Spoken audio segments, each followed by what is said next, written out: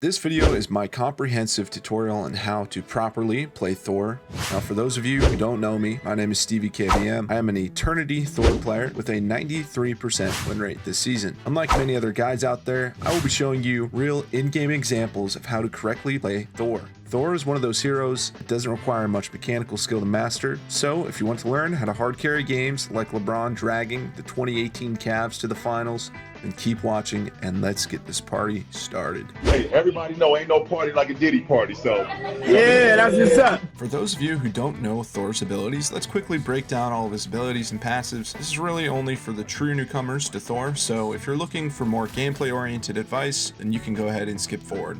Before we get into the abilities, let me explain Thor's passive. So basically, Thor has a resource represented by 3 hammer icons called THOR Force. Most of Thor's abilities consume THOR Force on use, or they require THOR Force on use. So if you hear me referencing THOR Force in the future, I'm just talking about that passive hammer resource. Now let's move on to Thor's abilities.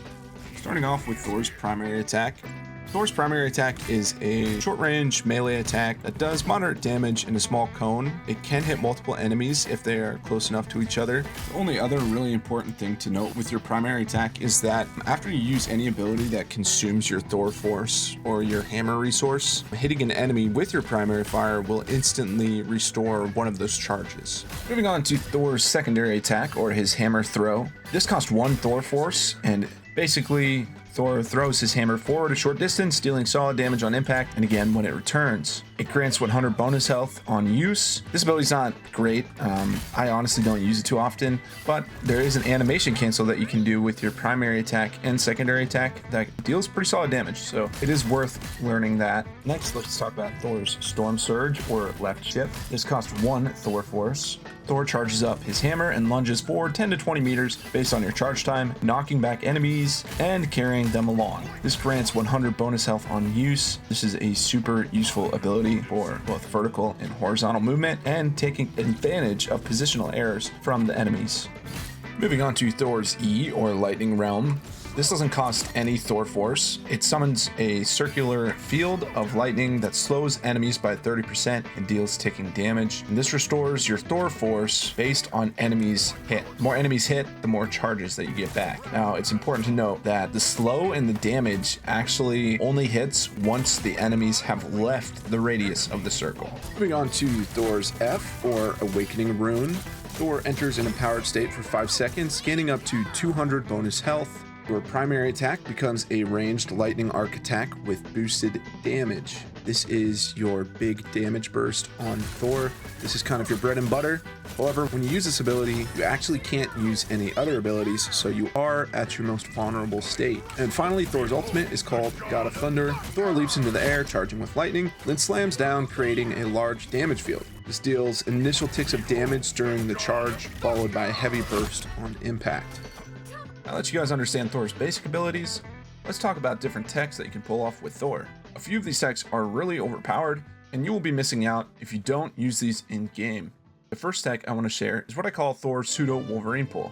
Essentially, you can spam your Storm Surge or left shift into enemies to take them way out of position and get yourself and your team a free pick. This is definitely underused by so many lower elo players, and you should be looking to use this tech as much as possible, especially on beefier tanks like Groot or Hulk. Another note with this tech is that you can infinitely reset Hulk's jump charge by doing this to him, so if you are looking for a good counter to Hulk, Thor is your answer. Also, you can somewhat consistently boop heroes off the map with this tech, but that somewhat depends on what map you're on as well.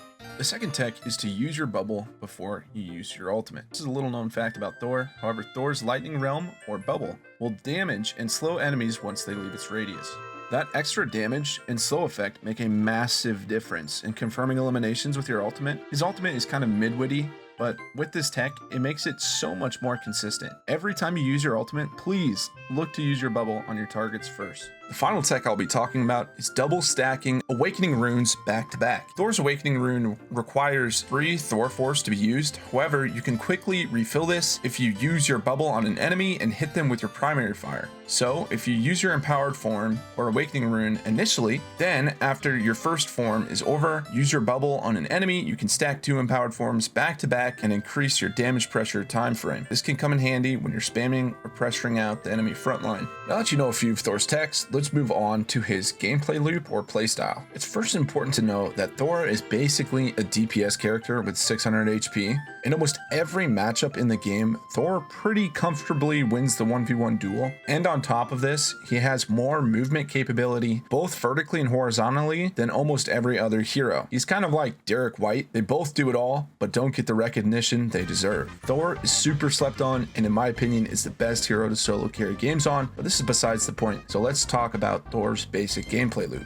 Thor's core loop is all about spotting openings in teamfights to pick off squishy targets. You dash in, pop your awakening rune, then go ham. Once your form is over, retreat back to safety. While you're diving the backline, keep an eye on your Thor force count and use your lightning realm or bubble to refresh it if you've run out. If your HP is high or your team is still in the mix, look to stick around longer to secure kills and apply pressure.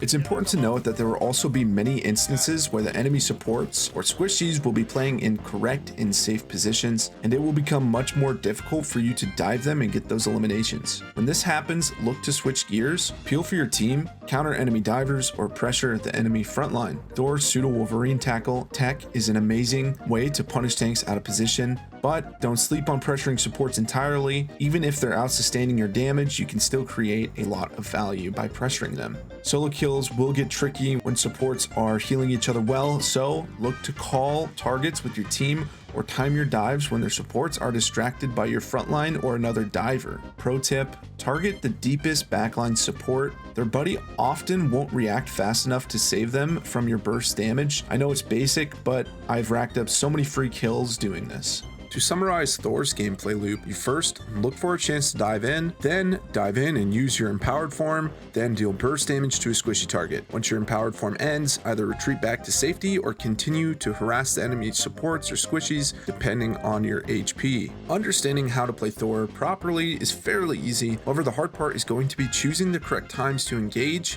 and the correct targets to focus. So here's some advice to help you with this. The way that I approach choosing the correct times to engage depends on many factors, but typically a few conditions need to be met before I will go in. 1, the fight must have already been started. This is so you just don't dive into the enemy team alone and have the whole enemy team focusing on you. If you wait to engage until after the team fight has started, then your own team should be creating enough pressure to split their focus. 2, I need an escape route. Typically, the best places to dive are areas that have high ground positions nearby. Unlike Thor, many heroes don't have vertical mobility, so you can escape simply by dashing to the high ground position many times. But another great example of an escape route is simply just by dashing back into your own team and allowing your supports to get you back to full HP. And number 3, the person I am diving must either be the furthest back in the enemy's backline, out of position, or being focused by my other teammates. This way, the enemy team has to actively make a decision to support them through my damage. Like I said earlier, you would be surprised at how many support players won't turn around in time to save their teammate before you get the eliminations. Following these conditions will help you drastically when going for dives. Let me speed run through some in-game examples of going for proper dives so that you guys can understand this further. So once again, I'm kind of just looking for an opportunity to go in, right? The fight's already started, so there's pressure being made from the enemy front line. There's pressure there, Iron Fist. He went in a little bit too quick before me. That's okay. I was still able to come in. And look at that burst damage, dude. He still had his bubble here. And even J3, right? Next pro Overwatch player wasn't able to react in time to the burst damage I was able to do with Thor. So, I mean, it's really insane burst damage that you have. Now, I always have an escape route dashing up to this high ground or even just backing and going behind me here. And I'm going to focus on the furthest back support here, Luna. You'll notice the Invisible Woman doesn't even turn around to support the Luna. She turns around to shoot me. But look, then she's caught in a bad position. I guess she does try to support her, but she's just not able to do enough quick enough. We're going to go on the Invisible Woman now. It's a good bubble out of there, Magneto, but if she goes invisible, I'm not even going to try to guess where she went. Look to focus on the Magneto. Just like that, the fight's won. So literally based off the plays that we made in that fight, we insta-won the fight.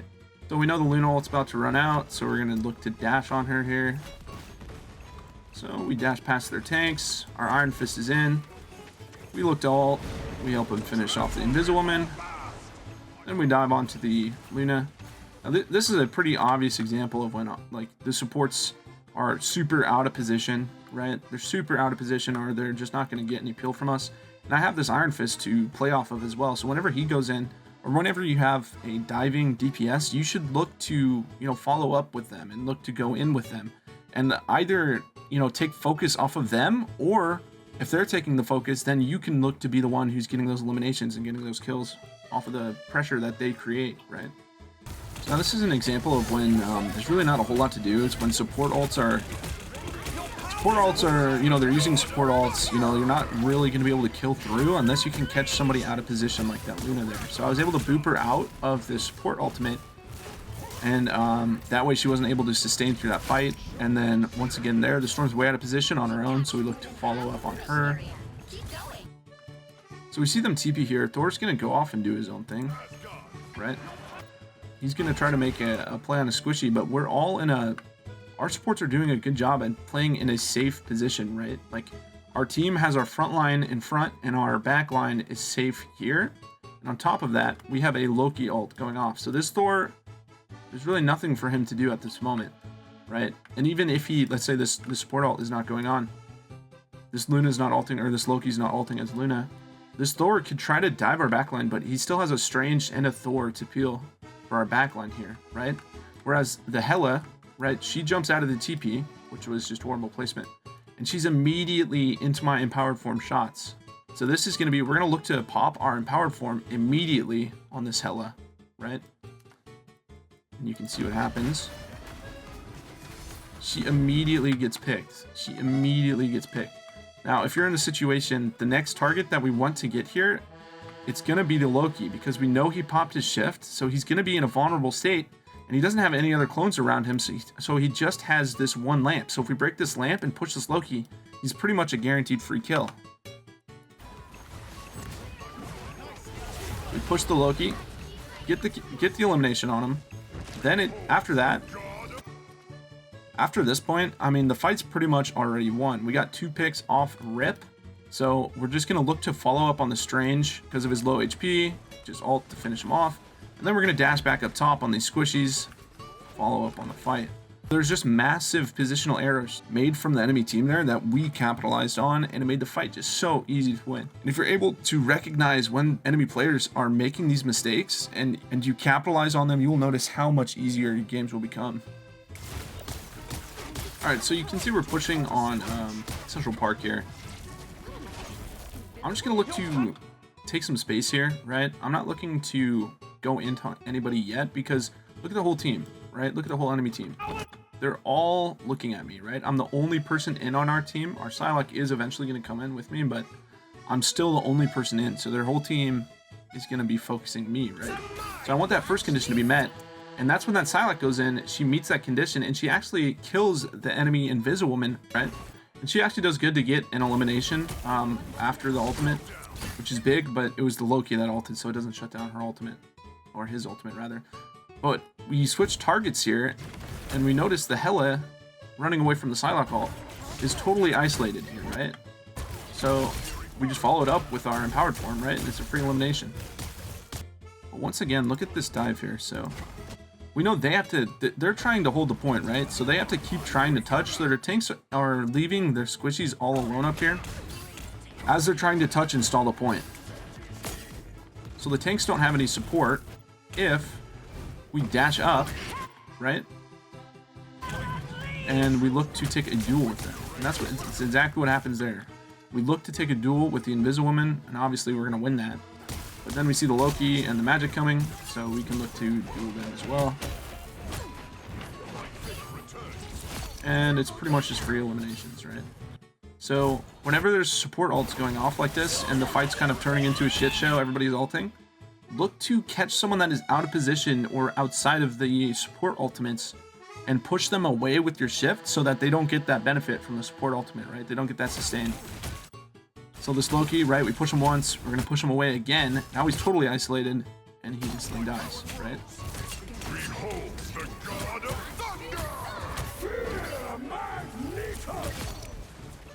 So look at who the furthest back in the team is, right? Or the most isolated. Look, the Loki's actively healing the cloak, right?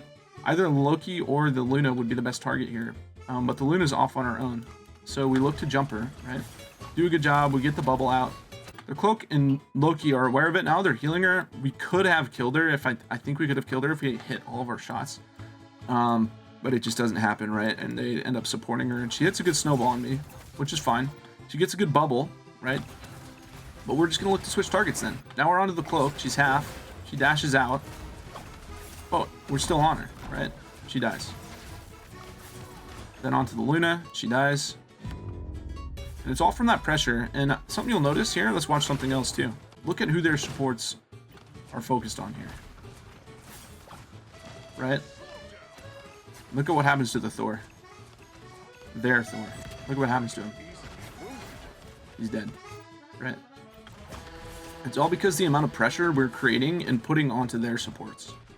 So gentlemen, I know this is a lot of information to take in, but please trust me, if you follow my advice, you will 100% rank up and get better with Thor. Now I want to take a second and thank all of you that have made it this far in the video. I really appreciate you guys. Please like the video, it really goes a long way.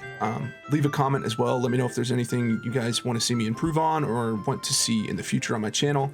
If you guys are looking for more educational content, I do have a video on why you are losing your competitive games and how to start winning them more consistently. And if you're looking to improve your tank game even more, I have a tips video for every tank as well. But without any more nonsense, gentlemen, we'll be seeing ya.